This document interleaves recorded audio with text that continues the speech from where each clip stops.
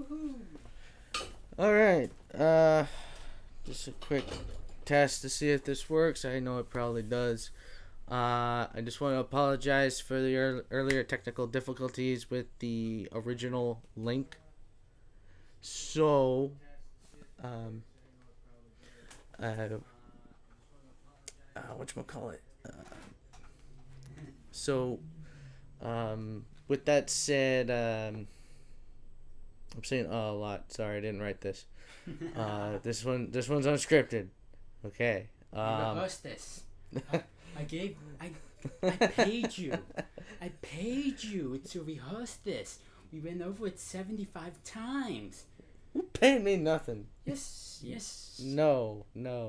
Anyway, so with that said, apologize for the original link. This one is up and running. I don't know why the other one stopped working, but it's working now. So share the link. Start watching. And with that said, I'll leave it to my co-host to do the introduction. I thought you were the co-host. Oh, shush. What? Okay, so welcome everybody to the Railroad Bronies Parlor Car. This is our first podcast, and yeah, my name is DGaribalde. I am one of the Railroad Bronies on the Railroad Bronies team. I am I guess you can say the rookie member. I've known the guys for about 1 year. If you haven't noticed on the content creator side of stuff, I've been doing some of the recent uploads on our YouTube channel and doing some of the stuff on DeviantArt for our Railroad Bronies DeviantArt page. And right now, I'll let Steam Tank introduce himself when he comes back, because right now he went over to the other side of the parlor car to go get some tendies. I hope he brings me back some, because I am very, very hungry. Did you bring me tendies? Did I bring you tendies? No. You didn't bring me tendies? No. Come over here, close the door to the parlor car. Okay. Okay, so this is Steam Tank. Introduce yourself. Greetings, I'm Steam Tank. I am one of 3 founders of the Railroad Bronies. Started back in 2013, around September 28th, which also happens to be my birthday.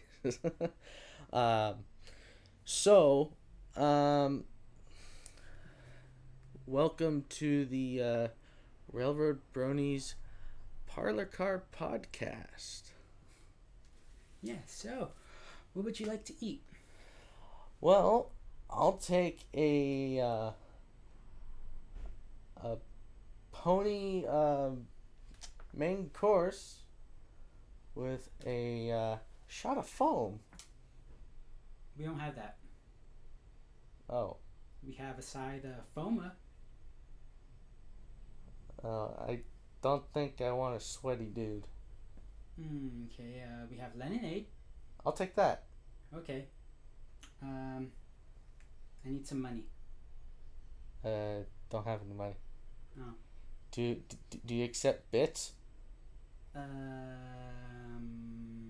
Mind you, this is not Bitcoin. This is bits. Sure, why not?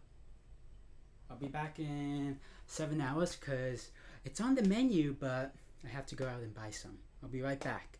Oh. You don't mind waiting, do you? I guess not. Okay, bye.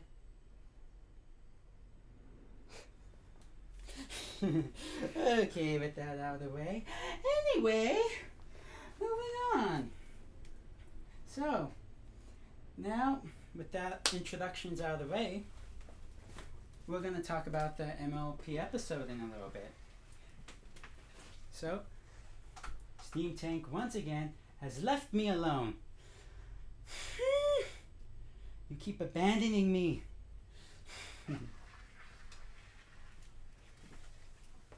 There. Did you bring me back tendies? No. Did you bring back lemonade? No, but I got something just as good. What? What? How about a Gatorade? I'm gonna take the frozen boxcar on the rocks. Yes, people, Steam Tank has a frozen boxcar in his refrigerator. I don't know why. Why do you have a frozen boxcar? Well, one of these days I just thought, well, I just thought I'd put it in there. Because, I needed to make some space and need to get it out of the way. Plus, it provides realistic weathering. You just can't lick it. Otherwise, your tongue will get stuck to it. Anyway, okay, let's get this podcast going officially. All right. You want to talk about the MLP episode? Sure. Okay, the last 2 MLP episodes. We just recently watched the last MLP episode that came out. We watched it before we started doing the podcast. Well, before we get into that one, let's talk about the one from the week before. Fame and Misfortune. Okay, we'll talk. Yeah, we want to do those 2. We want to go in order. Okay. So. Okay, you go first. What were your thoughts on that episode? Well, when I was watching Fame and Misfortune, when I saw who was the writer of that episode, which was M.A. Larson. Well, actually, M.A. Larson, apparently he was credited with it. I don't know what actual part he had in actually writing the episode, but he was credited. That's what I heard. But well, he did take a part in writing that episode. Well, let's see. So, figure my thoughts about the episode. It really reminded me of how the brony fandom is heading lately. With the decline of meetups, the decline of just overall friendliness within the fandom, I've noticed a lot of animosity. I've noticed a lot of niche groups getting together. I mean, figure when the Railroad Bronies became a thing at the time in 2013, I mean, any brony anywhere would be super friendly to friend, say hello and stuff, you know, even if you didn't really know them on a personal level. And I thought that was the greatest thing in the world. And so come 2014, I noticed the meetups started to die down. They were getting less extravagant. They were getting less fun, and a lot more people were just becoming a little more bitter. It was literally to the point where there was like no meetups. I mean, except for the occasional potluck, which, I mean, don't get me wrong, I love free food as much as the next guy, but I mean, usually at potlucks, if you show up, you're supposed to bring something, and well, I don't know, I'm not really much one for potlucks. I could never really afford food for like 20 people, let alone myself half the time. So I never really go to those. Last potluck I've been to was like years ago. But anyway, enough about that tangent. But the point is that I'm trying to say is that the episode Fame and Misfortune, when the main 6, and in case you haven't seen the episode, it's already been 2 weeks. So spoiler alert if you haven't. When the main 6 decided to release their friendship journal from pretty much like season 4 and prior. Yeah, it was season 4 because they stopped writing it after the cast. No, the treehouse was destroyed. Yeah. They stopped writing it after the treehouse blew up from T-Wreck. Yeah, so it survived the destruction of the treehouse. So that's why it explains, I guess, why it was all battered up. Yeah. So, when they all agreed to put the book out, they were like, "Oh yeah, let's do it. It'll be great. It'll be awesome," And figure when they do that, they started getting this massive amounts of attention, kind of like when bronies would meet the VAs, like Tara Strong, Andrea Lippman, Ashley Ball. They get all crazy, all fan geeky and weird, to sort of say. And and I've seen that within a lot of bronies, and especially over the past 3.5 years now. So fast forwarding a little bit, they started to realize that that the publishing of the Friendship Journal really wasn't doing what they thought it would do. They originally thought it was gonna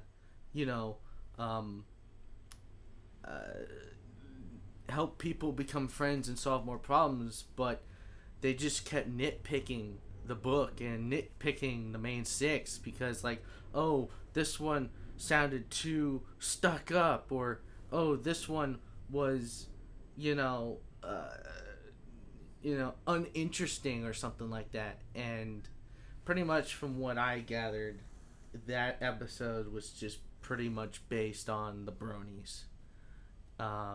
Not necessarily the main 6, but the main 6 being the VAs themselves and all the other ponies, the background ponies and stuff, who are going crazy over the book and about them for no reason.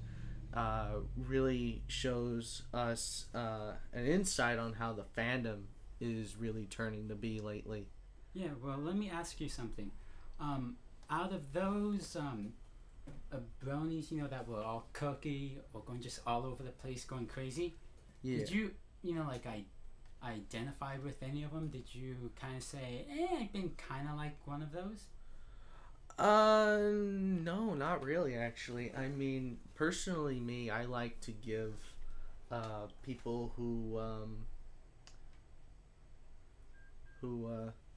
are famous their space.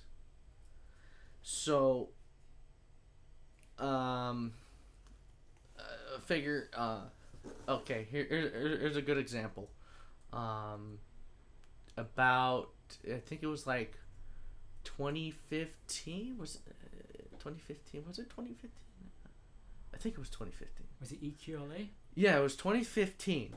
Early 2015, around February, March, April, time like that. And I went through a period for a whole month without internet, because my internet service provider, as much as I love you for giving me internet, sometimes I really don't like you. So I won't name which one for animosity, but I mean, you guys know what I mean, anonymously speaking. So during this time, I was really disconnected from everything, from the Railroad Bronies and just pony in general and overall. So I missed so many episodes. I fell behind, and during that time it was a really low point at the same time, because I like listening to music a lot, and so listening to music helps me get through the day. And so when I can't listen to music, oh man, I'm like trying to lead a horse to water. You just can't make it drink half the time. So I was lucky enough, figure I had woke up early. I had asked my mother if she wanted me to go to the store to pick up anything for breakfast or something, and so she did. She wanted me to get eggs and milk and stuff like that. And so I went to the store, literally down the street from my house. I won't say what store, for the privacy of the individual. But I ran into Tara Strong. Oh, that story. Yeah, I ran into Tara Strong at one of my local food stores, and I was messaging the chat, and I said, "Hey guys, Tara Strong's here," and they were like, "No way, Pixar, it didn't happen." And I'm like, "Oh, come on, you guys can't do that to me." And they're like, "No, Pixar, it didn't happen." And I'm like, you're gonna make me go ask, figure. I'm always one for asking, because you never know about something until you ask. Just kind of like how you never really know something until you rub noses with it, So I walked up to Tara Strong. She was loading her car with her husband Craig Strong, and I politely asked, "Excuse me, but my friends don't believe me that I'm seeing you here right now." Oh, God. And they're asking me to take a selfie with you. Selfie. Would it be okay? And she was very kind about it. And her husband ended up taking the picture for me. I didn't have to hold the phone or anything, which was really nice. And I respectfully decided when I posted that picture on my Facebook to not list where I took it. Yeah, which is good. Yeah, although I did tag her public profile page on Facebook. She doesn't really use it that much. She uses Twitter. Yeah. But hopefully she saw it, and stuff like that. But it was a really rare moment where it was just one of those things that you would never expect. Yeah, it's like, so figures like if you're gonna be a fan of somebody, don't nitpick them, don't judge them, don't be rude, be nice, go in easy, smooth, and recessed, and just kindly ask, be a Fluttershy, but not exactly like a Fluttershy, but be the assertive, nice Fluttershy when talking with people who you are fans of. Because nitpicking doesn't go anywhere, and that's what I really see in the fandom lately. Because they're always, figure all those analysts, that always want to pinpoint everything out, nitpick here, nitpick there, and I'm like, can't you just enjoy it for what it is, and watch it, with an open mind. I mean, I know Pony isn't for everybody, but I mean, this goes for everything. I mean, really. Yeah, but just going for everything that you see in the Brony fandom, even analysts or reviews, or that applies to every single fandom, that you will find not specifically that type of thing, but it will go, there will be that one specific tiny category that will be in every single fandom, that type of thing. Yeah. But yeah, so, figured that the Fame and Misfortune really showed me what the Brony fandom is, pretty much. I think that's pretty much what that episode was about, and I think M.A. Larson had a big hand in that, and if he did, I really commend him for that, because, that really needed to be seen. And if nobody else really understands that, and if you're listening to this now, just really think about it, and just take a look around you. It's true, it really is. And with all these niche sorry, but one of our friends here, Nick, he's saying sacrifice. yeah, we should sacrifice M.A. Larson. That's what we should do. I agree. Sacrifice and may loss. I agree. We need to make a giant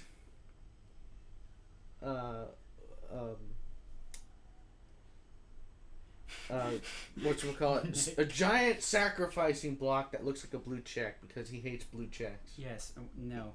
He hates notoriety. No, Nick, we are not doing that. No, I'm not even gonna say that either. No, and not saying that either. and anyway, going back to what I was saying is if M.A. Larson did in fact play a big role in that part of the episode, I really do commend him for that, because that is something that needed to be seen, and yeah, that's my thoughts about it. About you? Well, you actually took a lot. well, I know, but figure, when did you get on it? If I didn't miss it, if I missed anything. Well, actually, there's a funny story about me watching this episode, and what happened was that, I wanted to watch the episode, but the Saturday it came out, the morning, I actually had to go to my railroad club, LALS, to play trains. It was funny. Wait a minute. So it wasn't a voluntary thing? You were forced? Yes, I was forced to play trains. That's a first for me. I was forced to play trains, and I missed out on MLP because of that. That's a first for me. Wow. I've heard of work getting in the way of doing things, but having another hobby getting in the way of another hobby, you almost never hear of that. That's crazy. Yeah, I mean, like, I didn't mind running trains or playing trains. What happened was that at my railroad club, I actually had a party scheduled. It was a family reunion for a friend of ours. So we been trying to put that together for a very long time, and we were having that party there. And it was at what time did they show the episode at over here? 8:30. So I get up and I'm in my comfy chair and I'm watching the beginning of the episode. And then my dad says, "Okay, get in the shower. We have to get ready to go." And right as the theme song, blah, blah, blah, blah. See, that's what happens when I don't get my tendies. So anyway, right as the theme song for the show starts to play, I have to hop in the shower and get ready. So I missed the episode. So then 5 days later, I finally watched the episode. And of course, by then, spoilers and blah, blah, blah. Thank you, YouTube and Twitter and blah. Spoilers, don't you hate them? No spoilers! Yeah. So, I heard people saying that this was a stab at the fandom, or this is, some people were upset at that type of thing.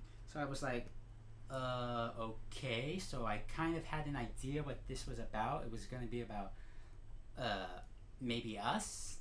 So I went in, and I first thought, when I saw that they were going to make the journal like for the public, my first impression was like, I wasn't really keen on the idea, because I was seeing what this was leading to. I kind of saw where this was going, but not in the way where it was actually gonna turn into how it actually did. I was completely surprised. I got a few good laughs, or but I liked how it focused on how each of the characters evolved over the years that the show has been going on. And it's actually funny that how I say years, years. Ah. I know. You wouldn't be a brony You wouldn't be a railroad brony. I get it. Years. You wouldn't watch a show for ponies. Get off the ride while you still can. Anyway. Anyway. I think that's enough about that episode. I think we got the point across. Yes, that's what happens when you talk about MLP too much. Stuff comes crashing down all over the place. Well, I guess you could say Family and Misfortune was really a crash. Ooh! If you say something bad again, I'm gonna throw this at you. Give me that. What was the next episode that we just watched? Yeah, that one. What was the title? I don't know. It was a Spike episode. Nobody cares about Spike. It was a Spike episode. You know I can't remember the title, but that episode was really cringy. How about I just look it up just because I can? You know, it was episode 15. If you want to.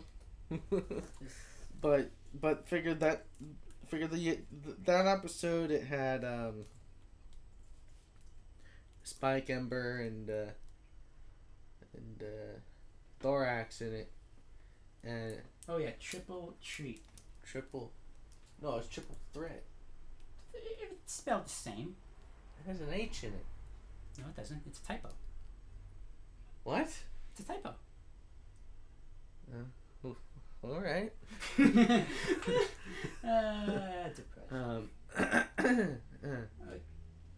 Depressed. But yeah, I figure when I was watching the episode in there with you, honestly, I was in there, putting my hands in front of my eyes. I was like trying not to watch half the time. It was really cringy. I don't know who wrote that episode. I didn't catch the writer's name. It wasn't Megan McCarthy, was it?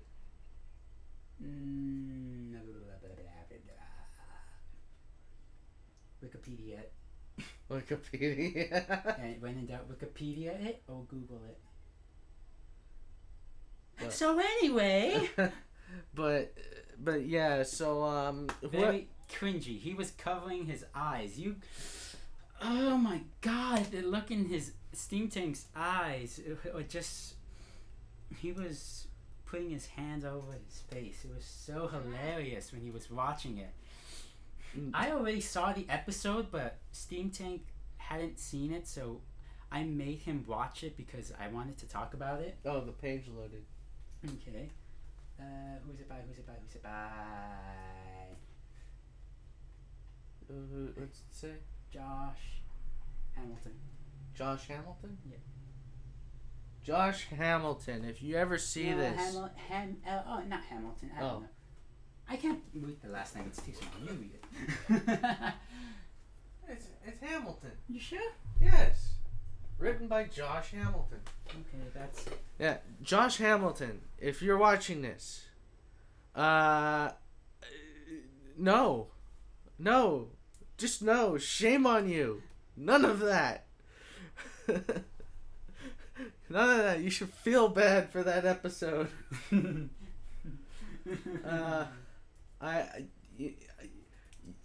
had a good plot line, but the delivery was really bad.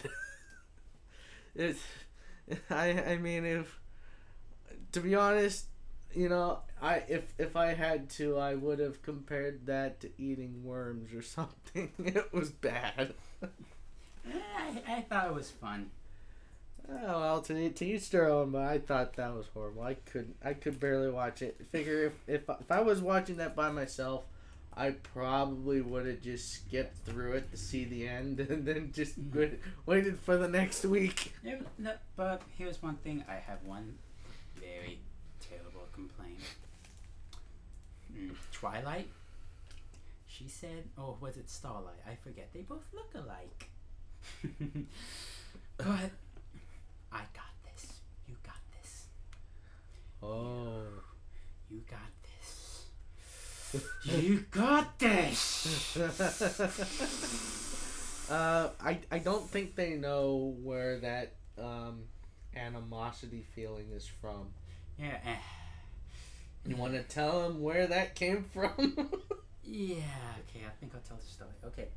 Now, if any of you know, we made a Railroad Bronies react to Legends of Everfree, and it got taken down. It was up, then it got taken down, then it got put back up, and then the preview's up right now. And then we fixed it again, and it still didn't pass. Yeah, so we're working on it again, but anyway, well, by working on it, it's still sitting there, and we haven't touched it yet. Yeah, you know. We'll get to it eventually. You know, like Railroad Bronies do. You know, all of us have that type of schedule. Well, you know, we got a lot of projects. You know, yes. So figure when we're not doing anything, I think we'll probably work on it. But right now, that's on the back burner. Okay, but anyway, back to the story. What happened? The story is that I was the editor for that entire video, and of course, Gloriosa or Daisy Gloriosa, I forgot. What did you call her? I called her Glorios, but you know the actual name was Gloriosa. Gloriosa, yeah. I called her Glorios. But anyway, Oreos. Shut up. But anyway, one of our reactors, one of our Railroad Bronies, Spiral Force, he at the very end of he left a message for me in one of his videos, because since I was the editor, he said, "An editor, you got this." And also he made me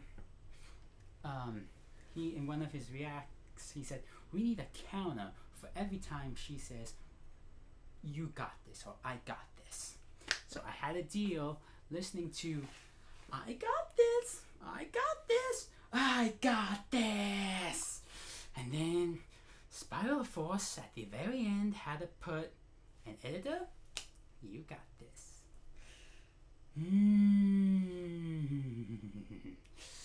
So every time that happens, it's gonna drive me insane. So if you ever see me at a convention, that's gonna drive me nuts. It's gonna drive me a little nuts, people. And our friend Nick says, "Okay, I go do something stupid now." Okay, Nick, you go do something stupid now. Stay out of trouble, because we know you. We know you. Just be careful, just because we care about you. Okay. So, what's next on the schedule? We talked about the MLP. What's after that? Well, we got news about the Union Pacific Steam Team. Oh yeah, the Union Pacific Steam Team. Something recently went up. Yeah, Ed Dickens recently posted a post. Yeah, they're working. It's refurbishing an articulated locomotive, requires flexibility and plenty of. Anyway. Well, yeah, they're working on the articulation joints on the locomotive. Yeah, and I was reading it over, and actually, it's really interesting.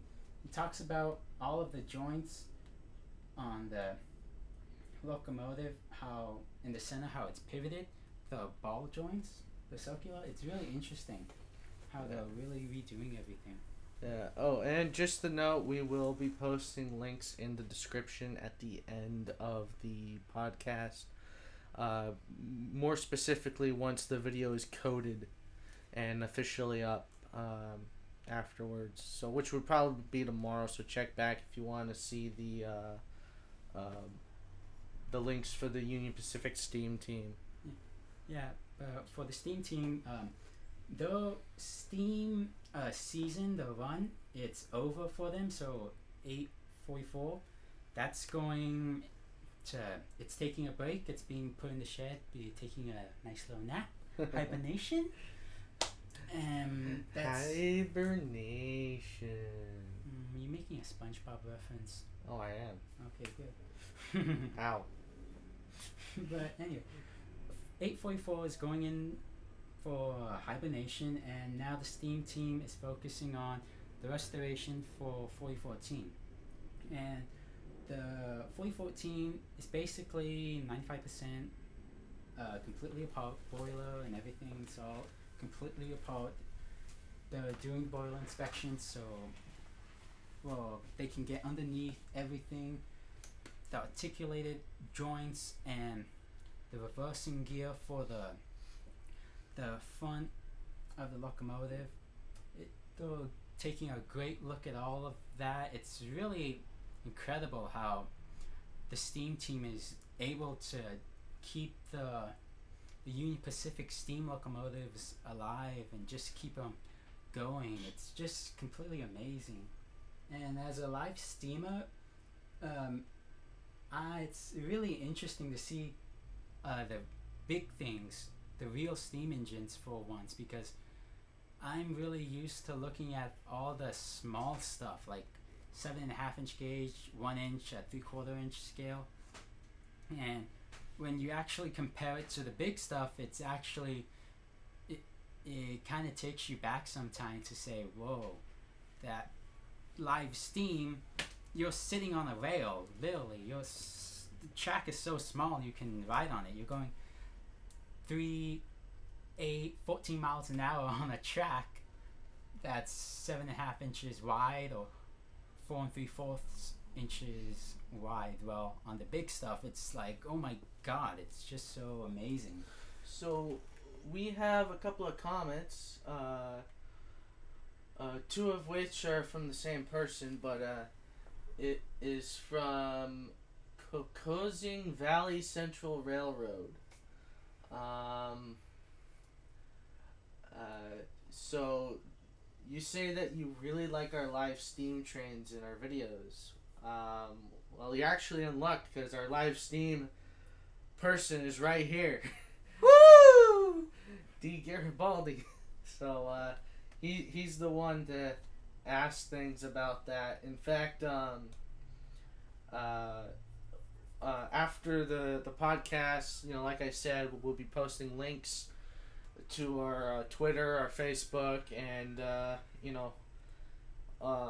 and the link to the Union Pacific stuff, of course, and whatever else that we got on our list here. So if you want to ask questions about the live steam, if you have a Twitter or Facebook, click the links once they're up and ask away. Yeah. And let's see. Oh, so okay, so the big boy's wheels are being turned, and he knows where they are. So that's pretty cool. Yeah. Well, if you know where they're being turned, and if you're able to give a name of a place, that'd be a nice piece of information for people to know. Thank you for sharing that, by the way. Yeah. But anyway, I am Garibalde. Yeah, I'm the live steam guy of the Railroad Bronies. We have another one of the Railroad Bronies who's also into live steam, kind of. He owns a Gauge 1 steam engine. He goes by the name Buffer Shaft or whatever. Buffer shaft. Buffer Shaft, yes. European, British, the buffers on the front of the locomotive. Yeah, pretty much. Yeah. But yeah. with a heavy German accent when you say the name. Yeah. And even though he's not even German, I don't know why he has a name like that. But, oh well. Yeah, but his steam engine, Gauge 1, it's a Southern Pacific it's AccuCraft 410-2, something like that. It's the biggest AccuCraft, well, one of the biggest AccuCraft locomotives. His locomotive, we've attempted to run it, I think, about 3 times over at LALS, my live steam railroad club, and yeah, that's been a lot of fun. the only problem with that locomotive, it's supposed to be a good runner. The first time that it actually ran, it ran decent, according to what our friend said. But what happened was that when it first ran, it had a catastrophic malfunction. It melted the ties when it was running. And when it ran for the first time, it didn't have a full loop to actually run on. It was just forward and backwards. It didn't have a continuous stretch of track. And when we tried to run it at LALS, over at where are my tendies? When we tried to run it at LALS, over at our gauge 1 track with lots more trackage, it didn't want to work because he hadn't fired it up in a very, very long time. So when he tried to do it, it was so many problems with it. The burners and everything was just so many problems. So some of the guys over there at LALS helped him out, told him that he needed some new safety valves. He needed to do a few adjustments here and there. One of the burners was actually clogged, so he needed to get a new burner. And basically, in a nutshell, so many problems that he actually just sent it back to AccuCraft. And as far as me, I own a Cliche, Live Steam Cliche in 7.5 inch gauge. It's a lovely, lovely little Cliche. But sometimes it can be a pain in the butt. Alright, so the Cozian Valley Central Railroad says they're being turned in Strasburg, Pennsylvania. Lovely Pennsylvania. Very cool. I would have guessed they would have sent them to Altoona or something. The Altoona Locomotive Works.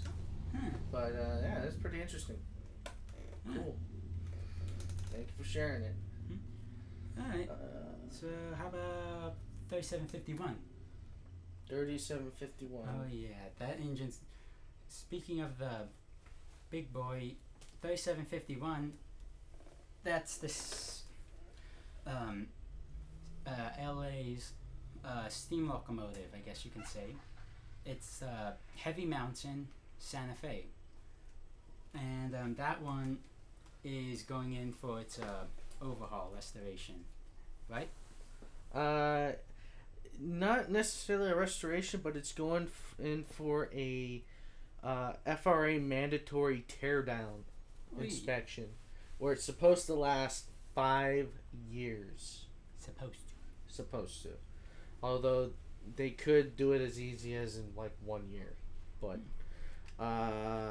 with the way they are as a private organization, I think it's going to take them at least a maximum 5 years to get it back on the rails. Mm-hmm. So that's going to be a big sad face for the Southern California steam.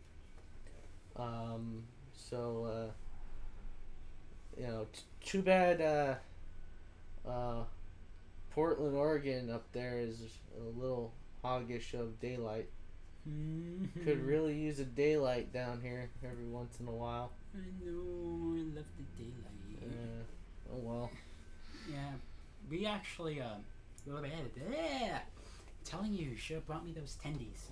At least lemonade. I'm so right now. Well, we got Gatorade. Yeah, It's but just as good as lemonade. Okay.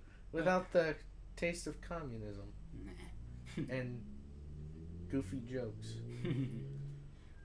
But anyway, we actually saw 3751 before it went in. Yeah.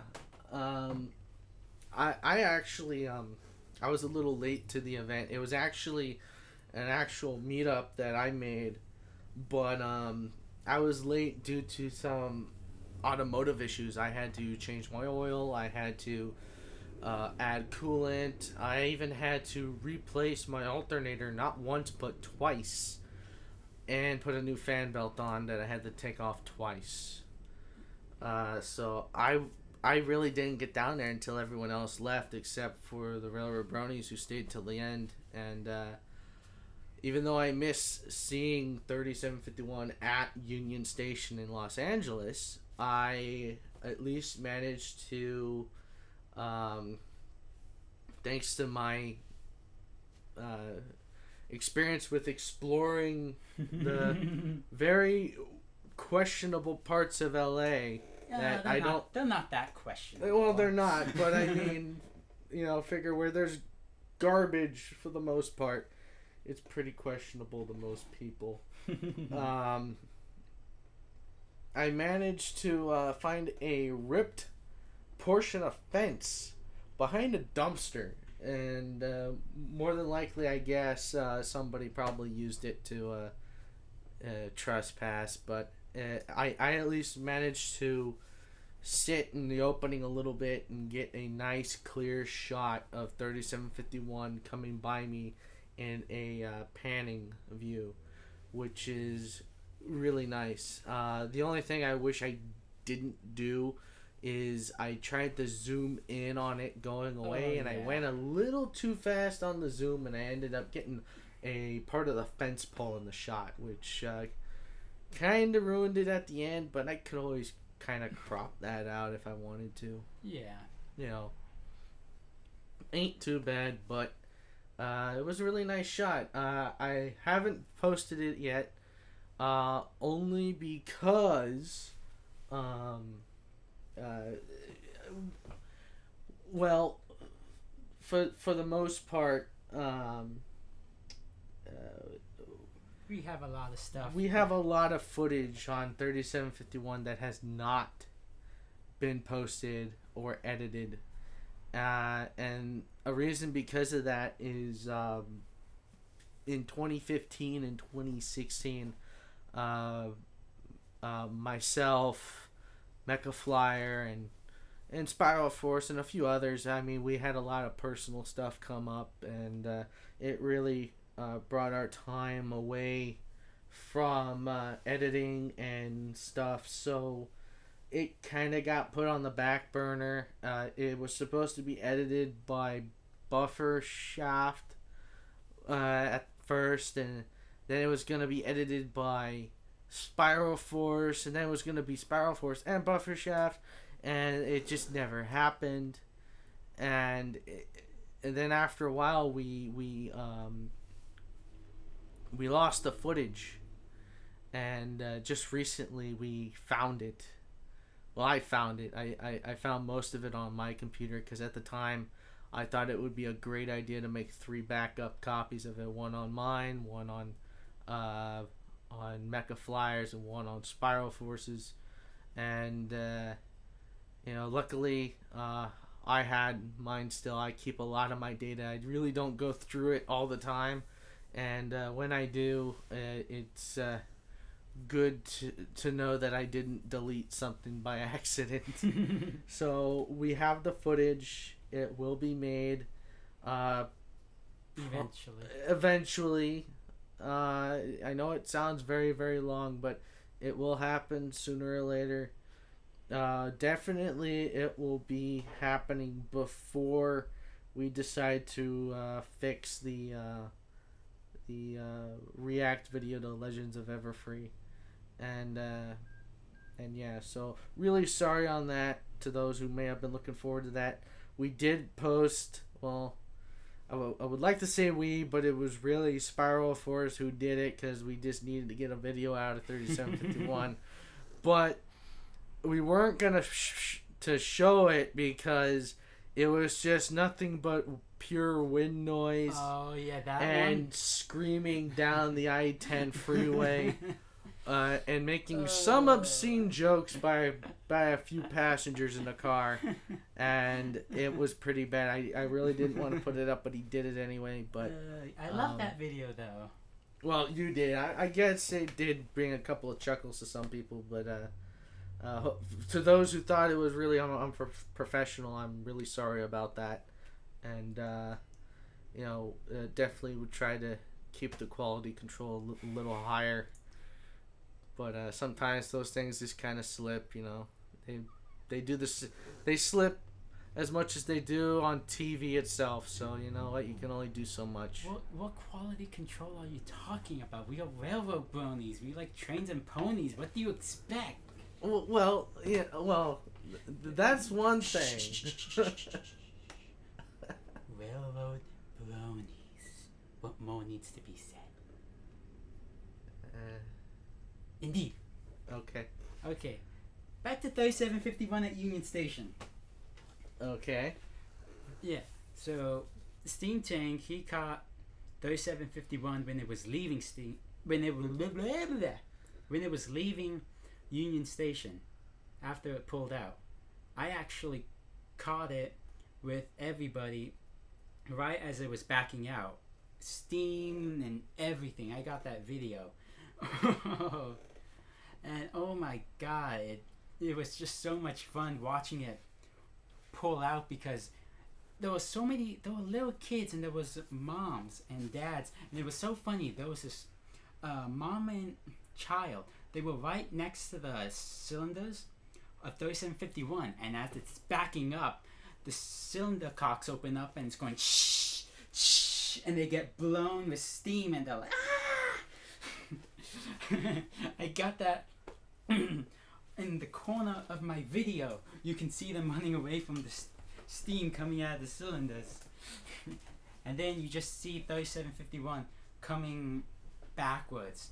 And no BNSF diesels or nothing. This was the first time in a long time that I have been told that 3751 came out of Union Station without any escorts. It was on her own power, full steam, no towing, no nothing. That's what I was told, and it was amazing. It was beautiful. It had the smoke, it had the smell, it was amazing. It was so awesome. It just, words can't even describe. If you've ever seen a steam engine in real life, you will probably understand what I'm talking about. If you've ever ridden in the cab of a steam engine, you will understand. It's just so amazing. Yay. Oh, speaking of being in the cab of a steam engine, are you gonna make a Fluttershy reference? No. Although I could have, but no. Okay, good. You know I'm a Rainbow Dash fan. But no. Anyway, 2014, when we did the Big Boy Chase, Ed Dickens, the senior heritage manager and leader of the Union Pacific Steam Team, to our surprise, when 3751 was doing her San Bernardino run, we... Well, I gotta close the door. So many people coming into the Parlor Car. Yeah. Too many people in the Parlor Car. Gonna have to start throwing them out without tickets. I know. Anyway,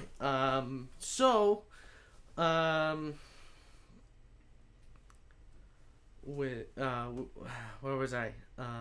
Ed Dickens. Oh yes, Ed. To our surprise, Ed Dickens was asked to be fireman for 3751 for the 2014 trip to San Bernardino station, and we ran into him over at Union Station by complete surprise, and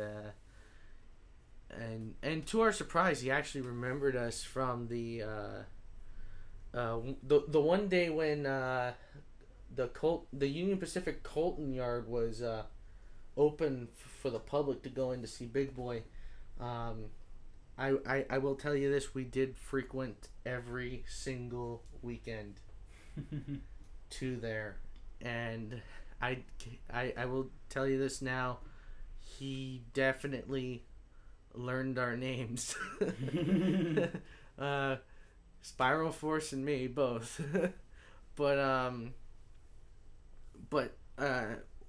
with that said, when when 3751 made the return trip, which is that video of Spiral Force and one of our other friends screaming down the I-10 freeway with me driving.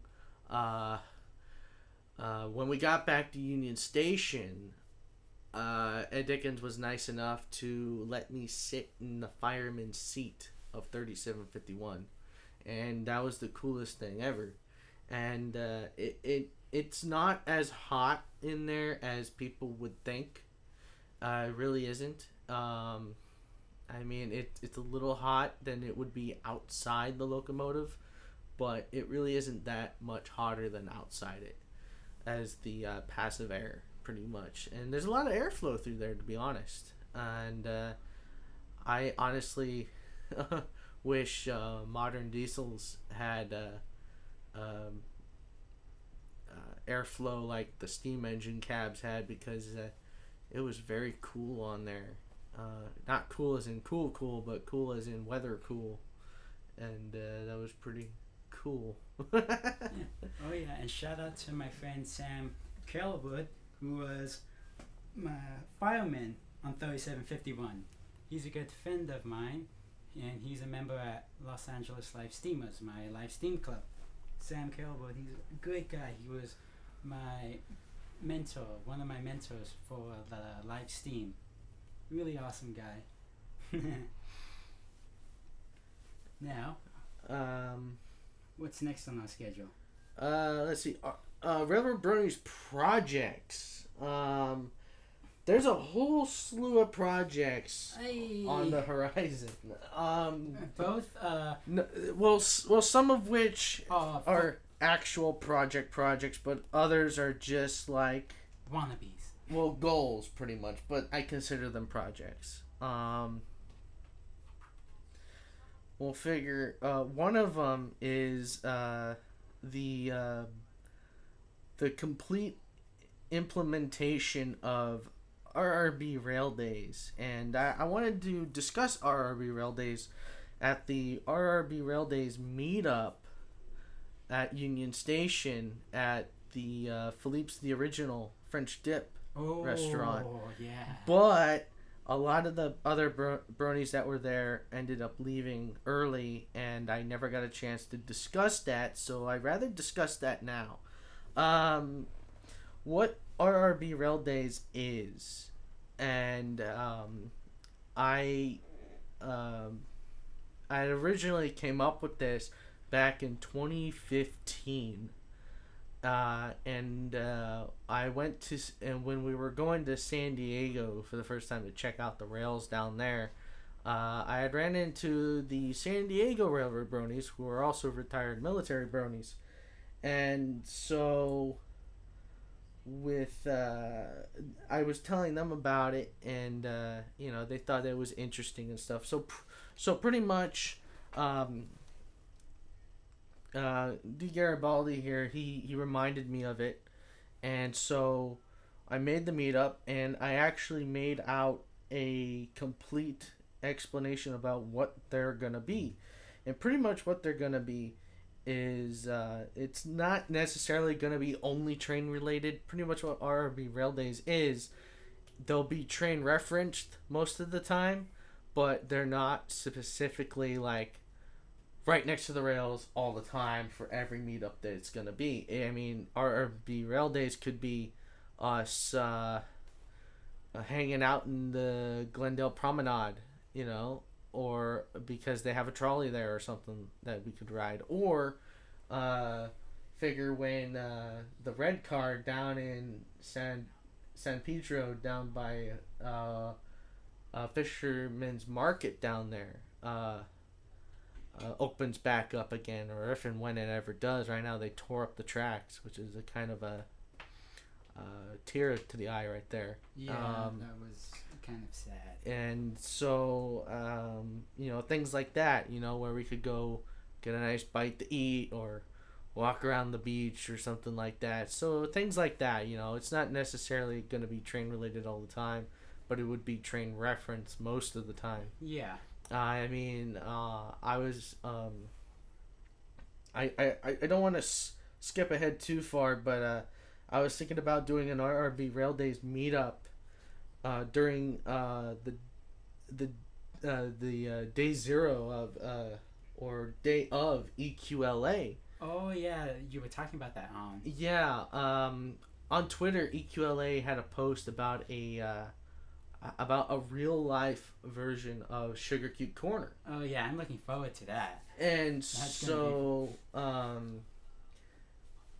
EQLA's Twitter, I asked them about it, or if there was going to be any specialties for con goers going to EQLA. What's the name? Miss Trains 12. Hello, Miss Trains 12. Glad you could join us. Welcome to the RRB podcast. Is that an I or an L? Am I Miss?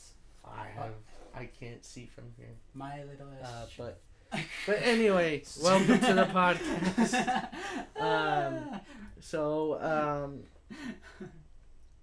So far we were talking about the newest episodes, the UP Steam Shop, 3751's restoration, and right now we're on RRB projects, and I'm talking about RRB Rail Days, and pretty much during EQLA, I would say day one, maybe not day one exactly, but maybe day one, because that's when everyone's gonna be there. Yeah, that's true. And so I would say it would be like a nice midday or like a midday snack meetup type of deal, where we will go to this real life Sugar Cube Corner and get drinks and snacks and stuff. No, I got an idea.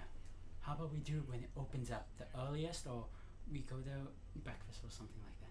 Breakfast, sweets for breakfast. Okay, I'm down with that. If they're open during breakfast. If they are, I still have to look at their scheduling. But yeah, so figured that would be an RRB Rail Days meetup during EQLA, and so, and yes, we are going to EQLA, so I want to get that out of the way. But yeah, so figure if you're going to EQLA and you want a nice sugary treat, and you want to hang out and chat with us, get to know us a bit more, feel free to come. I will definitely be making a meetup page in the coming months. Probably I'll have it up before November. So probably around October, the end of October, I'll have one up. So keep an eye out for that on SoCalBroniesMeetup.com. I'll post a link to the SoCal group if you're not already a part of it. I'll also be making a event page on Facebook through the RRB Facebook page. So keep an eye out for that too on the posts. Okay. Moving on to projects again. Yeah, I'll let you talk about these ones. Oh yeah, the next one. Yeah. Oh yeah, one of my personal projects that I'm working on is that recently I got back into HO. Up until recently, I've been live steam. I've been a live steamer, just that type of stuff. And as far as doing toy trains or model trains, I've been a Lionel guy, O-gauge. And recently, I've got back into HO trains and HO model railroading. And my project for the HO stuff is that I want to make a 16-foot or maybe not 16 or 12-foot long Southern Pacific daylight passenger car train consist. And the only problem that I want to do, well, the problem that I face with this is that I had the locomotive. I got MT4 Athens Skyline Daylight, and the passenger cars that I want to use are Athens Daylight passenger cars. And that's the problem, is that I want to use Athon daylight passenger cars, and Athon doesn't make those daylight passenger cars anymore, so it's hard to find them. That's one of the big issues. I mean, you can find them. Like, I found 4 passenger cars recently at the train shack over in Burbank that I'm gonna get. And also, it's just a matter of looking for those passenger cars because, like I said, Athon doesn't make them anymore, and a lot of my friends have said that just get Broadway Limited, because Broadway Limited, another HO company, they make daylight passenger cars, and they're nice. They are scaled just like the real thing. The only problem is that, of course, they're more expensive, and it's just that I just want my train to be completely all Athon. That's the thing. I want to make a all Athon daylight consist. It'd just be really nice to see that, because everybody that I've seen, it's either NTH daylight cars, or it's Broadway Limited, or it's a mixture of the two. And what I want to do is I just want to focus on the Athon, make it a full nice train. That's my goal for the projects right now, for my HO project.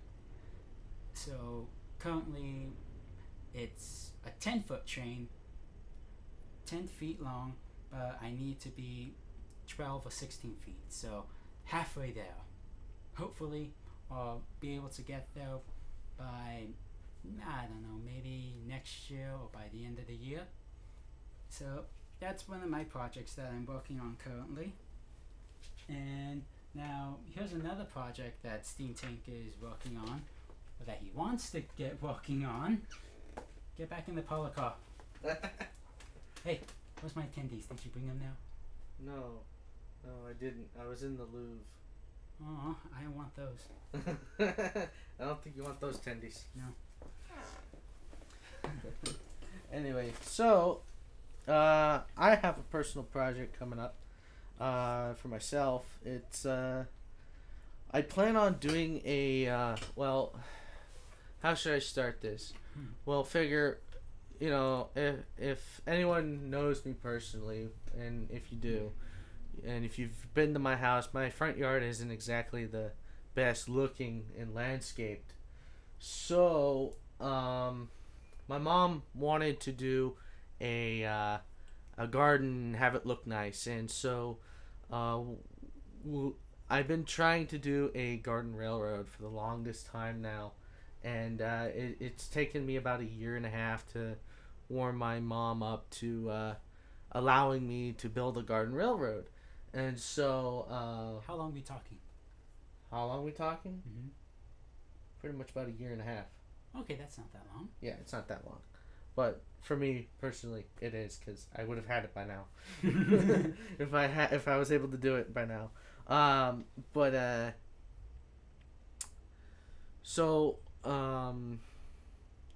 When we got our dog Sunny, when we first started taking him for walks, we started taking him around the block on the opposite end of the front of my house, and apparently one of the local neighbors has a G-scale garden railway in front of his house, and I was showing it to my mom when we were walking the dog, and I was saying, see, you know, you can have trains in the garden, have plenty of room to walk around, and you know, and so she was thinking about it for a while, and then until recently I said that if I am able to help you do this garden, would you let me do it? And then eventually she said, okay, yeah, if you could help me do it. And so so I've been slowly helping my mom clean up the garden and stuff, and right now it looks a lot cleaner than it did a couple months ago. So hopefully, hopefully, the Garden Railroad will be starting pretty soon when I get the funds for it. But I'm doing something completely different compared to most garden railroaders. Oh, yeah, you are. Yeah, I'm not doing G scale or gauge 1 at all. I am doing O scale. And for those of you that know O scale is like literally the next size down compared to G scale. It's about the same length, but they're smaller, and you can fit two tracks instead of 1 track around your garden, so you get 2 times the trains if you can fit 4 loops in there.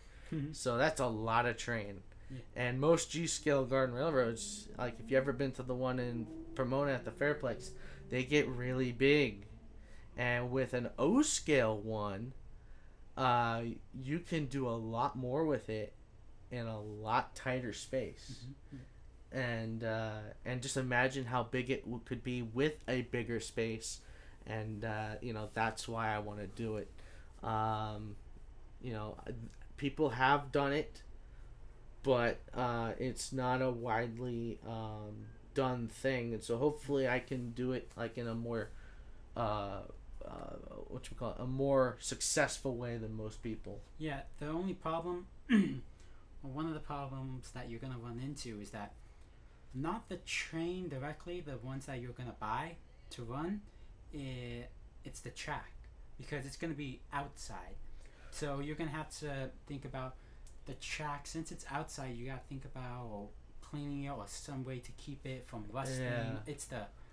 That's just like with G gauge, like over at LLS. Yeah. We have a G gauge garden, and it's the matter of maintaining the track so it keeps the conductivity or the electricity. So it's just a matter of the track, not so much the train, but the track that you need to worry about. So what type are you going to use? Because you can't use easy track, because that's just going to, you have to think about what type you would use. Yeah. Personally, I was thinking about using Atlas O-scale track. And Atlas O-scale has UV ray resistant ties. And I can buy UV resistant paint and paint over those ties. And be able to protect them a lot better. So that's what the track that I was thinking about using, and since it'd be more or less like a water resistant type of material because the rails are made of nickel.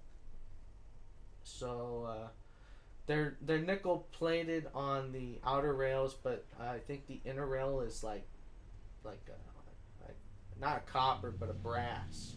Yeah. Like a brass inner rail, and so I think it may be brass. I don't know. You'd have to look it up. I'd have to look it up, but I would like to think they're all nickel, and nickel doesn't rust or tarnish. So that would be the best thing in a garden railroad environment. So yeah, I will be careful with the track outside. Thank you for the heads up, Mr. Trains 12. So yeah, definitely I will be being careful of that. But what I really want to do with it is I really want to try to do a ground level deal that goes to a elevated level at some point. So and I was also thinking about doing a trench portion of it, so it goes in a trench type of deal. And I actually have the perfect material that will let water sink below it, but it won't flood up above it. It's a type of clay. It's type of clay sand. It's red. It's kind of like the dirt you would see in the mountains a bit, but it's like a clay type of dirt. So when it gets wet, it gets really hard, and it doesn't go anywhere. And so I was thinking about using that, so that way the ties don't shift anywhere. They'll just be locked in place. Yeah, for ballast. Yeah, and so I figure with the wires, I can use some outdoor wires with the dual shielding and stuff like that, and I can make them watertight, solder the connections, and actually, what I realized, and I do this with when I work on my car, if you really want to protect a connection really well, solder it and spray Rust-Oleum clear coat on it. That will encapsulate it along with the shrink tubing, and that will definitely watertight it, and it won't short circuit at all when the wires are wet, at least. But you know, I wouldn't really do it in the rain or when it's wet. I would definitely dry them up, but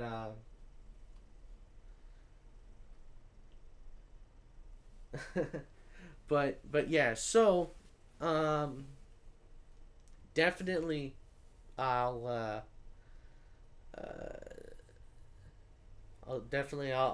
be taking precautions to be careful with the track so I don't electrocute myself.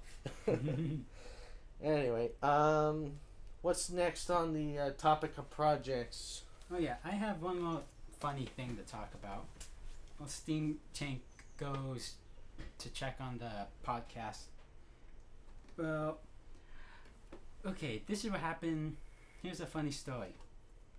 Okay, when we were actually getting ready to do this podcast, this happened, I believe, last week.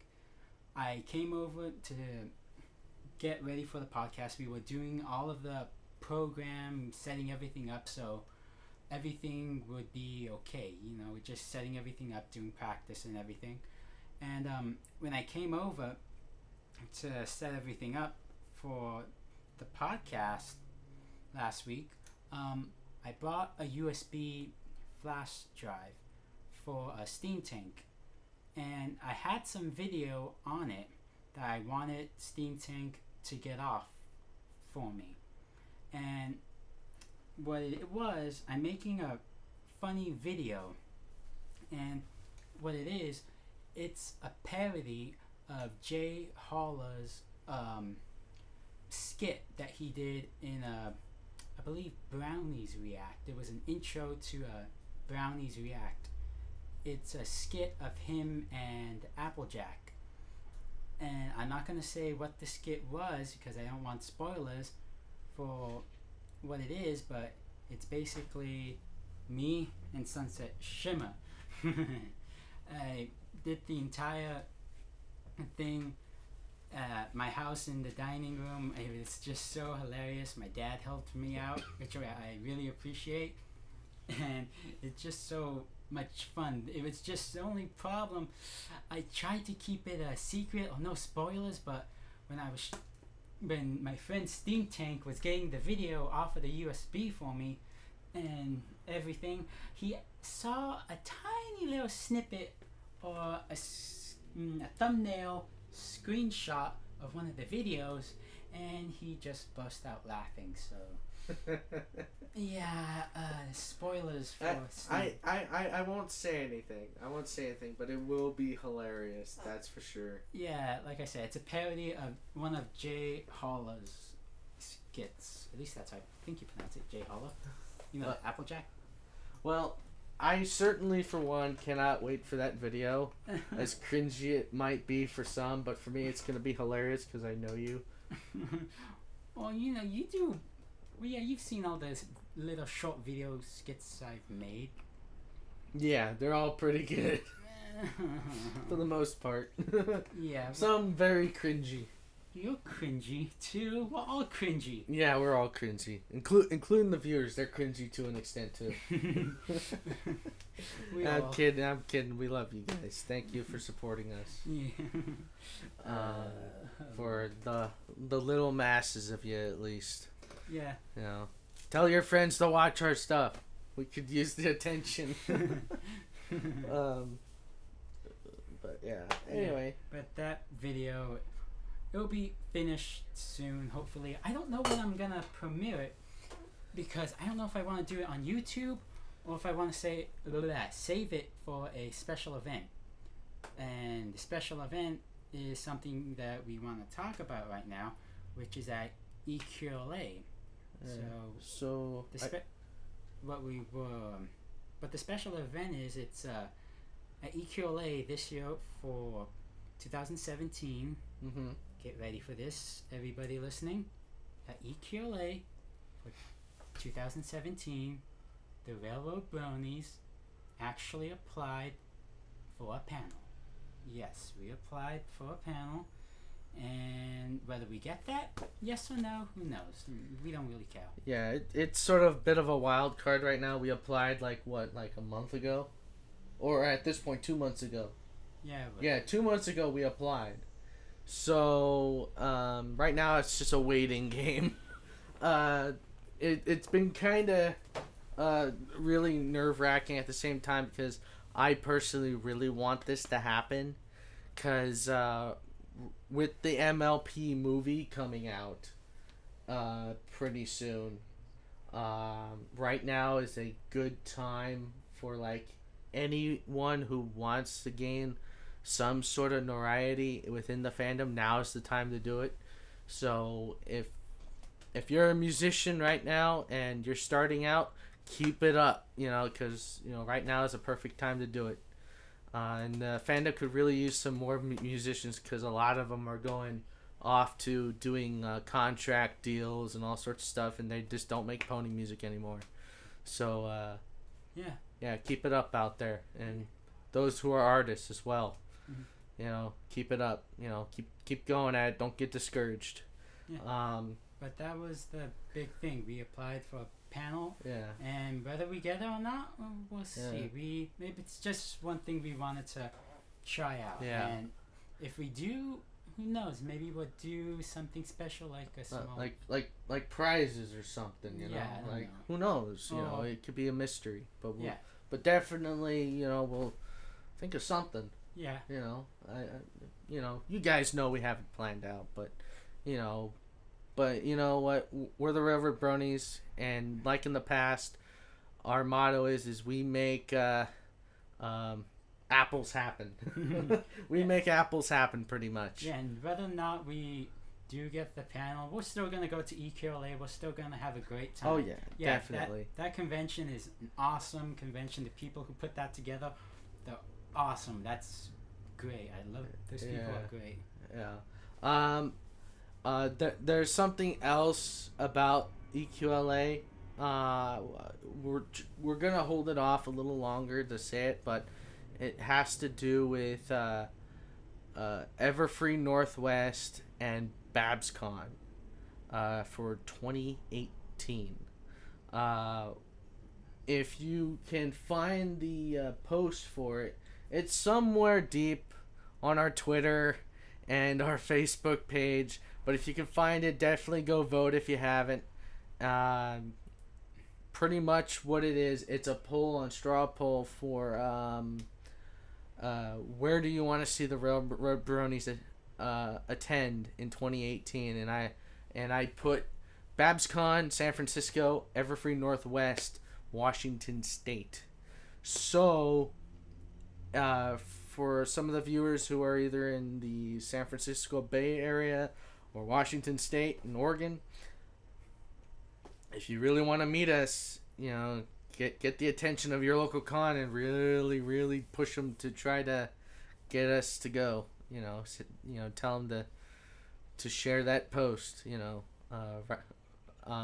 Should I say who's in the lead, or should I leave that a mystery? Let's leave that a mystery. Because I know they can see it when they find the link, but maybe I should tell them who's in the lead right now. Rock, paper, scissors. Rock, paper, scissors? If I win, nothing. If you win, you tell them. Come on, live. All right. Well, rock, paper, scissors. Oh, okay, so you have to tell them. Okay, tell them. Okay. So, right now, the one con that's in the lead is BabsCon, San Francisco. And it's by a pretty big margin. I mean, I put this up like right or like actually before we applied for our panel position at EQLA, and literally like a month before, and BabsCon really, like, they instantly saw it and they just spreaded that like wildfire. So right now BabsCon is in the lead by a big landslide. Everfree Northwest, I don't even think they even saw it, or let alone even retweeted or shared it or anything like that. So yeah, but yeah, hopefully with saying this, it gets a little bit more views. So I would really like a better contest out of it, and who knows, maybe the winning con will plan a RRB Rail Days to show what the RRB is about, and on a regular day, not a regular day, but like on a special weekend day, when we hang out and stuff. So I think that'd be pretty fun. It could include a multitude of things, and it's pretty cool. So with that said, we'll see you at EQLA. Definitely go, and yeah. Let's see. So let's see what else we have here to talk about. Okay, well, I think it's now time for the derailed portion of the podcast. Oh God, no. Okay, let's. Oh boy.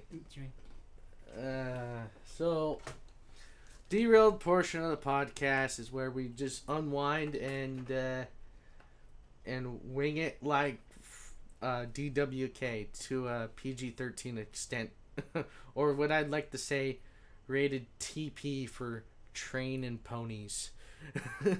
So this is the silly part. This is the silly part. Picture yourself up at 3 a.m. in the morning with one of your buddies, driving wherever just because you can't sleep, you're bored, and you just want to do something. And then all of a sudden you just start laughing uncontrollably. This is that portion of the podcast. It might be a little cringy, so enjoy. So get off while you still can. Anyway, so here's our topic for this segment. There is a severe lack of train knowledge in MLP. Oh yeah, definitely. Yeah, but why is that? Is it because Lauren Faust didn't want any trains in MLP in the first place? What's up with that? I know, right? Yeah, come on, trains are awesome. I mean, figure. I'm thinking back to like the season 2 where it was over a barrel. I know. They had the stallions pulling the train. That doesn't work. It doesn't work that way. Normally you take another train to pull the train. No. Especially if a train's broken. That just didn't make sense. Or the crystal. Am I allowed to say that on live stream? Yeah, you can say that. The crystal meth train. Yeah, Crystal Meth Express, aka the Crystal Empire train. We don't say that word. We don't say the Crystal Empire. We say crystal meth. Yeah, crystal meth, pretty much.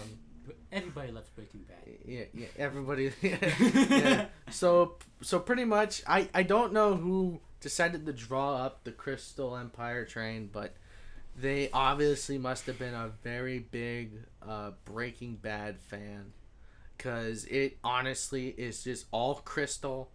They kind of had that streamline going, but they didn't really get it there.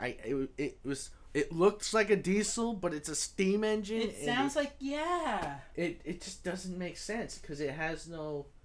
It has diesel trucks on it, So I mean. And also Flash Sentry. Flash Sentry. What about Flash Sentry? In that one episode when the crystal meth train appeared, Flash Sentry was in it. So Yeah, you know what? That's right. Thanks to that train, we got Flash Sentry. Not only that, but he also invaded the human world. Yeah. And almost stole Twilight from a lot of Bronies. Well, now we got Timber to worry about, so. Yeah, now we got Timber. Flash is now pushed aside in the friend zone of Sunset Shimmer. I'm in the friend zone. I'm in the friend zone. Like another thing on the MLP steam locomotive, the Friendship Express, that thing. The side rods, come on, they're not connecting rods. It's. Oh yeah, they're not even connected to the drive wheels properly, or have a link. Yeah, this needs to be said. Is this the first time somebody has ever pointed this out on a live stream or something? Come on, the cylinders for the steam engine. This is driving me insane. Ay. Please, come on, Hasbro. You gotta know what you're doing. Come on. Yeah, it was pretty bad.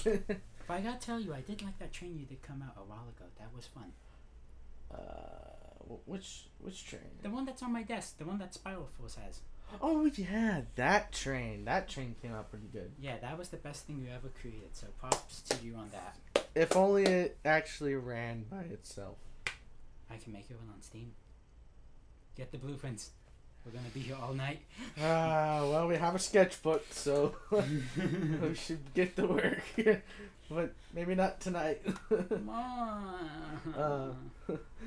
Although I do think if we did build a live Steam Friendship Express, it wouldn't be able to pull anything.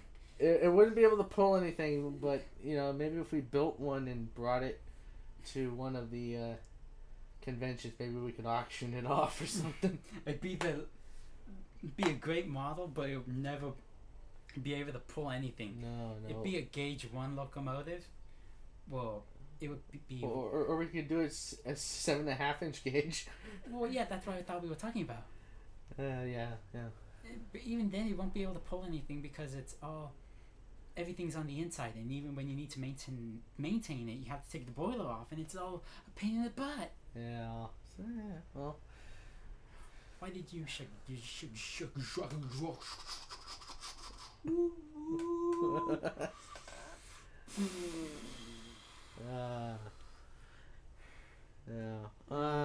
The only time they had a realistic steam engine was when Starlight created that alternate universe. That is true. So the not the post-apocalyptic one. The post-apocalyptic. Oh shush. What? Yeah, it's the one where Sombra's ruling and Applejack is making what was it, clothing? No, she's putting Granny Smith in a can. Oh yeah, she's doing a flimity flam invention of canned apples and stuff for troops to fight Sombra. I sell canned accessories of apples and whatever, you know what I mean. I actually like that one, that world. I thought that was pretty cool. I wish they would have talked more about that and discussed it. Sombra's back. Oh no, he just says one line. Yeah, I figure for the finale of that season being a 2-parter, I honestly think they could have had the time if they made them both an hour long for 2 hours of footage. Mm-hmm. They could have honestly had a lot more adventure into those other worlds, and hopefully we get more insight on those. Like maybe like a time machine in the future, like Twilight goes through time again and you get stuck in some other time zone. No, that wouldn't happen to Twilight. That would be Doctor Who's and Dopey. Oh, yeah, Doctor Who's. Maybe he does something and it just messes up the space-time continuum and Twilight has to fix it again. And then the Fire Nation attacked. No, not the Fire Nation. And then DWK came in. No, yeah. Then DWK attacked. With his Twiggly Wiggle. And he married Rarity. A cardboard cutout. Yeah, it was a wonderful wedding. Everybody had tendy bow ties. Tendy bow ties, tendy cake, tendy drinks, and everybody. And the drinks were chicken flavored alcohol. It was kind of nasty. Yeah. I would have rather ate dirt.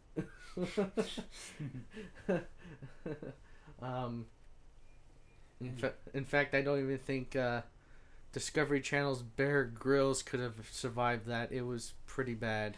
and he survives a lot of the worst things in this world. No. I think that would have broke him. No, Daring Do. Daring Do as well. That would have broke Daring Do as well. No.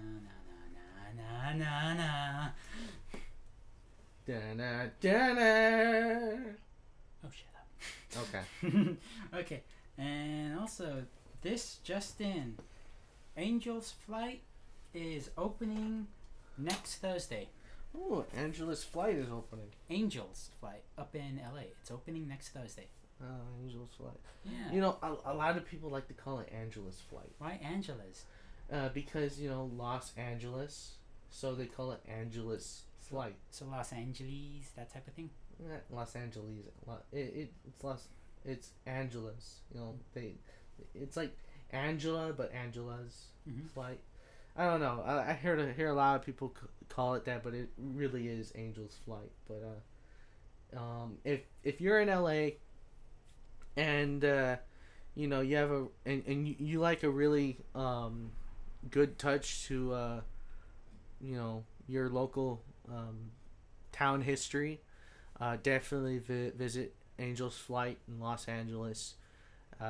It's like 75 cents the last time I remembered for a ride on it, and it is really cool. Never mind. Never mind? Never mind what? Never mind what? I don't know. What were you saying never mind about? You were pointing at the chat. What? I don't the rail fanning boy. You said never mind, and you made me. What? You said never mind. I have my volume low. You. Wait. I can hardly hear you guys. Never mind. I have my volume low.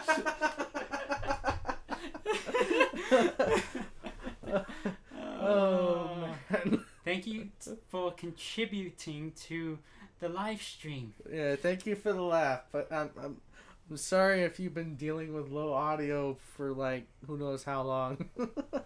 Okay, and also another thing, my Live Steam Railroad Club, the Los Angeles Live Steamers Railroad Museum, has announced the Halloween Ghost Train starting this October 13th, Friday, October 13th. Come and check us out at Griffith Park. I love Friday the 13th. It's my favorite day. 13 is my favorite number. For me, it's a day that I normally stay home when I play video games. Oh, come on. 13 is my lucky number. Cliché 13. That's the number of my cliché. I should come on Friday the 13th and we should ride your cliché. I guarantee you it's going to jump the tracks. Well, no, because it's Halloween. That's the first day of the ghost train. Yeah, the ghost train's going to ram up behind us. It's going to push your train over. No, it'll be a real ghost then. Oh, well. Well, anyway, LALS announced the opening of the Halloween Ghost Train October 13th, Friday the 13th on October. LALS Halloween Ghost Train. Come check us out at Griffith Park in LA if you're in the area. Yeah, I'll probably be there too to protect the trains from the ghosts as a stand-in Ghostbuster. No Ghostbusters. Cosplay, yeah. But I won't be cosplaying as a Ghostbuster. I'll be cosplaying as an engineer. We have too many of those already. Oh, dang. Okay, I'll have to think of something else. Anyway, okay, what else we got? Okay, it's time for one of our special things we were saving. This. Okay. Alright, so this should have been up in RRB projects, but I wanted to save this one for last because this is actually really, really big. In the words of Twilight, It's is like really, really big. Pretty much what's happening is, back in 2015 when I met the San Diego Bronies, when I also told them about our Rail days, I also happened to have mentioned something that I found in the San Diego mountain region to the east, near Ocotillo and Campo, and it's a 600 foot long, 200 feet tall, wooden 1800s trestle. Still standing today. It's the largest trestle made of wood still standing in the United States today. And probably, in fact, the world still, because everyone has switched to metal. It's all steel now. You never see any wooden bridges unless it's like really small ones and like niche railroads like Strasburg or the Sugar Pine Railroad and oh yeah, that's a good railroad. and Roaring Camp, so those type of railroads you'll see those, but even then, like for instance, back up in Cajon Pass last year, there was a massive fire. There was a wooden bridge and it completely burnt up. So that is why they all switched them to metal. But this one is still standing today. It's not even dry rotted, although some of the metal is probably missing, but it's still standing. In fact, for a while I actually forgot about this, and I was messaged by my buddy, what does he go by? I think he goes by West Coast Cow, and he goes by West Coast Cow, and he's one of the San Diego Bronies who is also part of the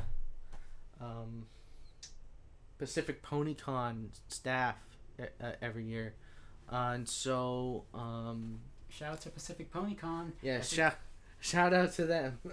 Really cool PonyCon. Yeah, awesome. I want to go back the next time they do a convention or next time they do something. That's awesome. I had a great time at the beginning of this year. Yes. Awesome place. Yes. Although I sort of missed out on it, which was kind of sad. But I did give my ticket away, but the person I gave it to gave it back, and they didn't want it, which was sad. So it did get wasted, and I couldn't find someone else to take it, which was sad. But, what can you say? Things happen. Anyway, so going back to the story, so I had forgotten about this for a little over a year or two now, and then just recently this year, West Coast Cal messaged me and saying, "Hey, Steam Tank, when are you going to do this meetup?" And I was like, well, wait, what meetup? This one, the Goat Canyon Trestle. I was like, oh, and because I was putting it off for the longest time because I didn't think any of the RRB members would have been capable of doing it at the time, simply because of time, personal wise, work and stuff like that. They were just really busy. I was really busy. I was dealing with personal stuff at the time, and so I was just kind of brushing it off. And when he messaged me, I said, you know what, you're right. I said, let's do this. So for the past couple of months now, up until at least the end of February, early March, we'll be making a meetup to meet up for this hike. It'll be a really fun hike. I would have to rate this as a daring do style meetup, because it really is. You're gonna be in the wild a bit.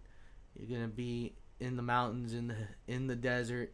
It won't be too hot because it'll be during the early spring. It'll still be kind of cool, and overall it'll be a really fun time. But if you really want to get out of the city, breathe some fresh air without all that smog, definitely, if you live down near the San Diego area, if you're less than an hour's drive, attend West Coast Cows meetups on SoCal Bronies, and start training up for it. It'll be really fun, and everyone who goes will most definitely will get a special T-shirt, with their OCs on it. So you have to reply early, and if you really want to go, you have to be committed to it. So really put the time off, or even if you got to put a call in for work and really try to get it. And if you have to, use some vacation time for it, because it'll be really fun, and a historic trip as well. And so that will be happening then. Originally, we were going to try to do it earlier this fall, but we thought we'd just wait and train up for it. Although some of us really haven't been able to train that much due to work and other obligations and responsibilities. But hopefully this coming Sunday, if it's not too hot up in the hills, we were going to do a hike up to Eaton Canyon. DGaribalde, me, and Spiral Force, and Mecha Flyer, and we were gonna do a hike up to a 44 foot waterfall up there in the Altadena Hills, and I thought that would be a nice little deal because it's really shallow, like wading water, like knee height, really cool. And for a hot day, I think that'd be a nice reward and a nice treat, especially after the entire summer, with all this blistering hot weather, random rain, wind storms, and all that sort of stuff. That is if we can make it, because it is gonna be pretty hot on Sunday. Yeah, but figure like everyone knows, the valleys are usually hotter than the mountains. Usually the inland empire is sometimes cooler than the valleys, because in the valleys you're not in the wind zone. So inland you're in the wind and all that. So it gets cooler up there. And in the mountains, you get that mountain air, and that's pretty cool because you're so high up in elevation. So hopefully if it's around the 90s most of the day, even if it's high humidity, I think we'd still go because gonna get wet anyway. So yeah, we got that to look forward to, and but yeah, definitely Goat Canyon Trestle if you want an adventure and a weekend out of the town. Definitely message us, and we'll put you on the right track, no pun intended, to go. That was a pun. I'm counting that as a pun. Count it as a pun. One less good boy point for you. You got this. Ow. Be gone, demon. Hello, Shamu. DGaribalde is whacking me with his sketchbook. No, I'm not. I'm gently stroking you. Oh my. Okay, what's next on the list here? Okay, okay, so it's shout out time. And we had a fan send us in some pictures from during the solar eclipse, which was on Monday. Yeah. And we're gonna show them right now. Yeah. I'm gonna actually break away to show them. So once the picture pops up, we'll say who it is. I'll let DGaribalde do that as soon as I say okay, because we have like a 10-second delay to the live audio. It's normally how broadcasting is. There's always a delay to it, even with live TV. Live TV is the same exact way. So yeah. So anyway, bear with us, and yeah. Alright. So here's your sketchbook. Okay. I'll be right back. get to the other side of the parlor car, and you do that. Okay, well, Steam Tank is pulling up those pictures. Let me tell you who the...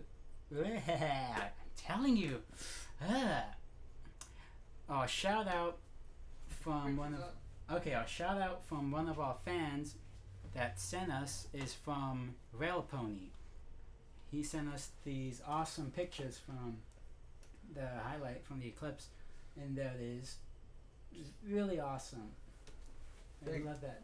Figured this photo is just before totality happened, and as you can see, even though the moon is going over the sun, it's still pretty bright. You know, you really can't see it without those shade 13 lenses. Yeah. That NASA was telling everyone to wear. Yeah. I actually, during that Monday's eclipse, I actually grabbed my welding helmet in my backyard and I put it on and I looked up and it was perfectly fine. You did the welding helmet thing. Yeah, I did the welding helmet. Why? Because I didn't want to waste money on cardboard cutout wannabe 3D glasses that were just with a special sun filter. If I wanted that, I would have spent the money because you've heard of those people buying them up because they were free. People would get them, take all the reserves that were free and sell them. And so they were like making money off of this, and I feel bad for the people who spent money on those things because they were supposed to be free. And so I didn't want to be a part of that, so I went ahead, I grabbed my welding mask with the shade 13 lens in it, and I looked up at the sun, and that was perfectly fine. So for those of you, for the next solar eclipse in the next couple of years, get a welding mask. It's a lot better, and you don't have to worry about the upper glare and lower glare of sun of like those little glasses. You'll have a full face mask, so if you do tilt your head up and down, you won't get the glare in your eye over the lenses. Kind of like how with sunglasses, you wear those, you turn your head, you're just blinded. You know, I get that way in the car with my regular glasses, and it just sucks. That's not the sun you were staring at. What type of mind do you have? My eyes! My leg! No. Anyway, but yeah, so definitely, you know, for future reference. Oh, Nick, really? So, we have 2 more photos I will slide through, so those are coming up right now. Okay. Our friend Nick in the chat.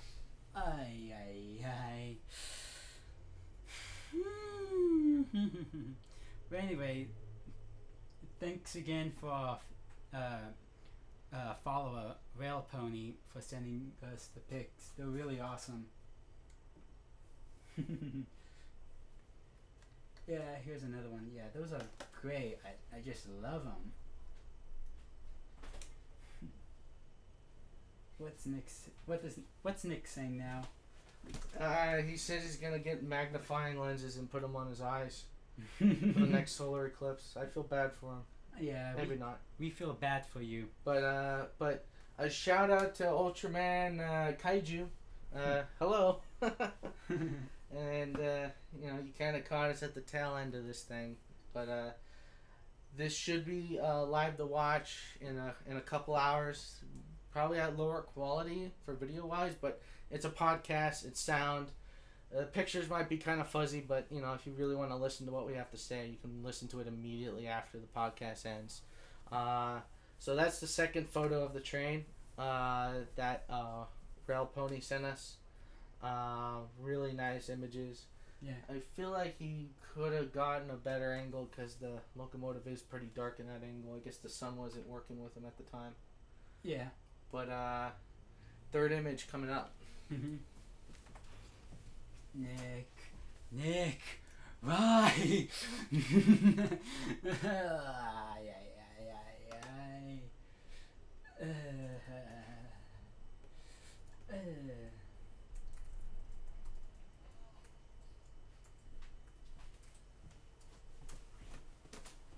There you go. There's the third and final image from Rail Pony. Yeah, And, that's a nice one. Yeah, that's a really nice one. I really like that. I kind of wish that one had the picture of the totality sun in it. That would have been a great Hallmark card right there. Anyway, but yeah, thank you for sending us the images, and we're definitely looking forward to see more. In fact, I'll probably definitely post these on our Facebook page. So thank you for sending these to us. You will be credited, and yeah, lovely photos. All right. Feel free to send us more. Yeah, that goes for. That goes for everybody. If you want to send us photos and have them featured on one of our videos or another future podcast, definitely. I guess this. Well, let's see. Is there anything you want to say before we wrap this up? One more shout out, remember? Oh. Let's get her name out. Alright, hold on. Got one shout out. I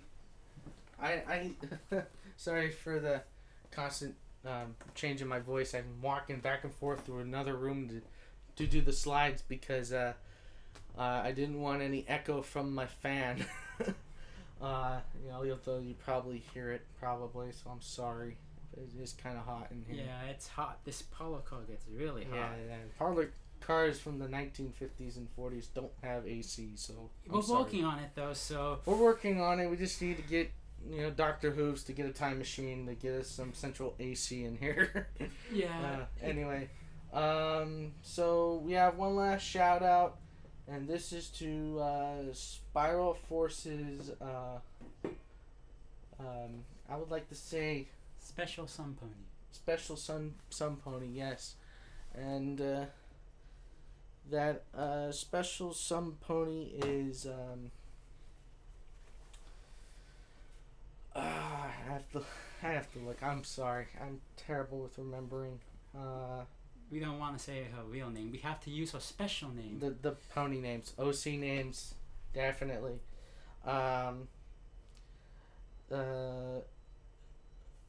Serena Symphony. Yeah. Congratulations on getting into a college. Yeah. Congratulations, big time. Yeah. We miss you over here. We're all here supporting you. We all love you. We all support you all the way. Exactly. Especially Spiral Force. He's oh yeah, he's working really hard. So, we definitely do plan to make a trip up there to the Pacific Northwest at some point, and that's also another thing with the straw pull. So because Serena Symphony lives up in Seattle, pretty much, or near Seattle, and Everfree Northwest is in Seattle, pretty much, and so back to the straw poll. Definitely vote that straw poll, and I'll put the closing image up. Mm-hmm. Hang on. Before we do that, we have some stuff. Oh, what stuff is this? Okay. Got some comments? Yeah, read right there. I have to look off of the phone. I took my glasses off because we're fogging up. Okay. Let's see. Nick, do a giveaway. I'll give you away. Anyway. Question. Are you planning on any rail meets other than the wooden trestle meet? Missed Trains 12. Yes. There's plenty of other meets that we would like to do. We've had requests from some viewers and fans in Texas that wants us to come to Texas, the Rail Fan. Same thing with Wyoming, Utah, and Ohio, and even Canada even. So I mean, it's definitely possible where we will have some out-of-state meetups and some inside-state California meetups. So it's definitely on the horizon. Whatever they might be, I have no idea, but definitely keep an eye out We're always updating our Twitter, our Facebook, and so who knows? Maybe we'll announce something else in 2018 after that, and especially whoever the winner of the straw poll is, which we will announce the winner at EQLA, which I think we will do a podcast during our panel if we do get it. If not, we will still do a podcast. We'll just have to go somewhere else to do it.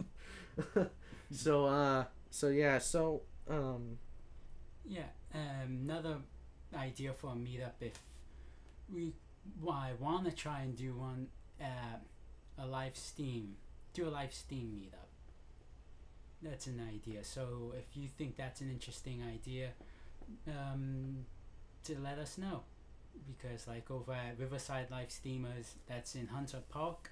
So if you want to meet us over there in Riverside, if you live out there, that's an interesting idea.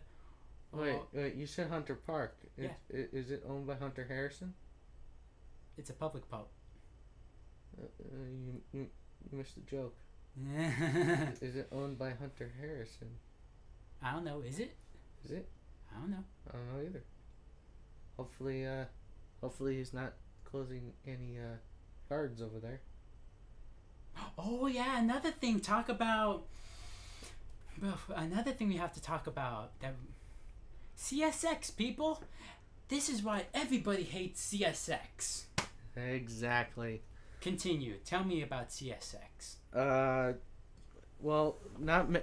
For some of you that do follow Trains Magazine and all the other train sources, CSX got a new CEO. It was the CEO of CN and Canadian Pacific, pretty much.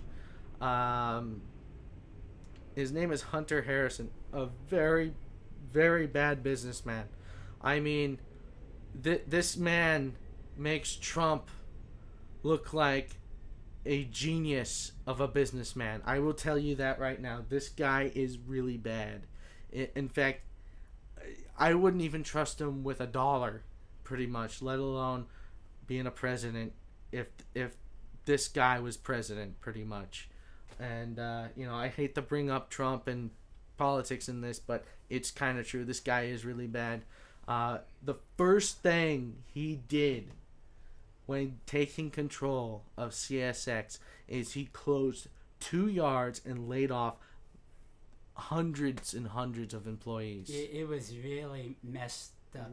Really bad. CSX, it's like you all know, all the railroads merged. When all the railroads were merging, CSX, or what was the railroad? I forget what the railroad that merged to form CSX, but the original railroad was Chessie. And Chessie was a really great railroad. And when it had merged, it kind of did itself in with it, because it merged with a really poor railroad. And it kind of took on its employees and stuff like that. And the employees were kind of poor. They didn't have the, let's say, training and knowledge of the Chessie people did.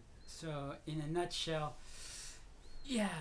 just to make stuff quick, CSX, it looks like they're gonna kick the bucket. Yeah, I a while back when Hunter Harrison was said to be taking over CSX, I literally said this man is gonna run CSX into the ground, and I guarantee this, by summer of next year, CSX will probably be no more. Yes. They'll probably file Chapter 11, and CSX is going to go under. Yeah. And I would probably imagine Norfolk Southern would buy it up and run the rest of the shipments up there. Yeah. Even Tropicana, CSX is a big partner of Tropicana. And Tropicana is thinking about switching railroads. Yeah. And if they lose Tropicana, they lose everything. Especially since Hunter Harrison is against coal. And CSX gets all their revenue from coal drags up those mountains. Yeah. and if they stop, that puts Norfolk Southern at the top, and so they're gonna get more money. Yeah, so if CSX goes, then it would be basically Union Pacific, Norfolk and Southern, BNSF. Yeah, just those three. Yeah, mostly Union Pacific then, basically. Mostly Union Pacific. In fact, Union Pacific owns literally, I would say at this point, 90% of the rail. Well, right now, I would say 85% of the rail system in North America. Yeah, and Union Pacific is a good railroad. They've been around since the beginning of the country. Yeah. But what many people don't know is Union Pacific merged when they merged with Southern Pacific. Technically, Southern Pacific came out on top of the merge, so technically Union Pacific is actually Southern Pacific. And so for those of you who are SP fans, UP is SP, but they kept the UP name because it held more weight than SP. It's kind of like when Southern Pacific absorbed Central Pacific. And Central Pacific was, believe it or not, California's actual personal railroad. And they're the ones who met up with UP on the first transcontinental railroad. And so once they got absorbed by SP after the transcontinental railroad was finished several years later, SP, kept the name SP because, they're SP and they didn't really care at the time. So I don't know why they didn't kept the name Central Pacific, because it held a lot more history weight. But they didn't. But I guess they cared more about UP. So go figure. So yeah, I guess everyone just loves UP. But yeah, so and they got steam engines too. Yeah, they're the only ones that have not just 2, but gonna be 3 working steam locomotives. The largest ones in the United States, or in fact the world, gonna be running. Oh my god, I can't wait. But yeah, so figure if CSX goes under, that figure whoever takes over the CSX routes, either if it's UP, I mean if it's Union Pacific, that means they'll have both the West Coast, Central America, and the East Coast. Mm-hmm. They'll own it all, which would be really historical, because I mean they were wanting to own the entire railway system in the beginning anyway. Mm-hmm. When they were first expanding, so that would be incredible, but kind of heartbreaking at the same time for CSX. Ever since Hunter Harrison took over, I've been feeling really bad for CSX and its employees, and if any CSX employees are out there watching this, you're in my thoughts. Hang tough, all right? All right. Hopefully you can get work elsewhere really quick if something happens. Anyway, with that said, I think we'll wrap this up. We'll do a closing outro in a second.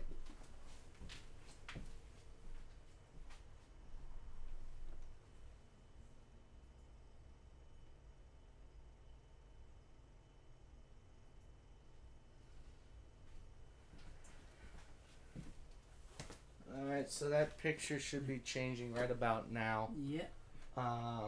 This is the Railroad Bronies first ever Parlor Car Podcast. Live Parlor Car Podcast. Paul, what did you say? I don't know. I was a burp and a yawn at the same time. Sue me. What did you eat? I don't know. I don't think I really ate much of anything today, which I should probably eat something after this. You were eating that frozen boxcar, weren't you? Yeah. You have to cook those things. How many times must I tell you?